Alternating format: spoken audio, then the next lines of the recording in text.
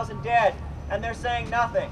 Where are all these people in the United Nations who have made their careers talking about genocide and talking about human rights and denouncing religious persecution? Where are they when the Shia people of Nigeria are being killed? They've all become silent.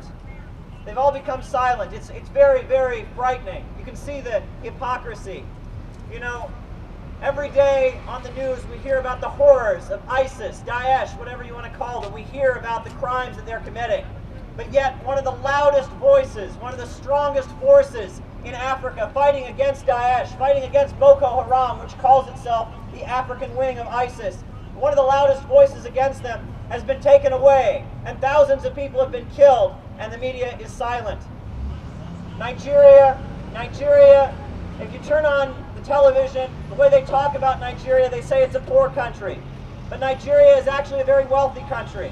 It has more oil than any other African country. It has natural gas. It has mineral resources. But the people of Nigeria are poor. And why is that?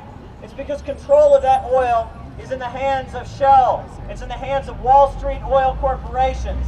And part of the reason that the Nigerian government is so threatened by the peaceful movement for social justice, the Islamic movement in Nigeria, is because they have demanded justice for the poor. They've demanded that the money, the oil resources, be used for the people of Nigeria, not for Dutch oil and for Shell Oil Corporation.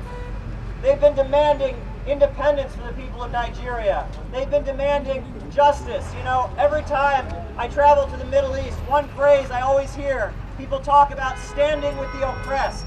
And one person who has really given his life to stand with the oppressed is Sheikh Zakzaky. He's an inspiration not just to people in Nigeria, but all over the African continent, and I must say all over the world. All over the world.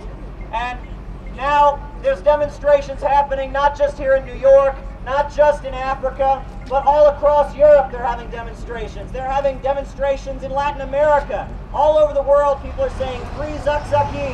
Free Zakzaky!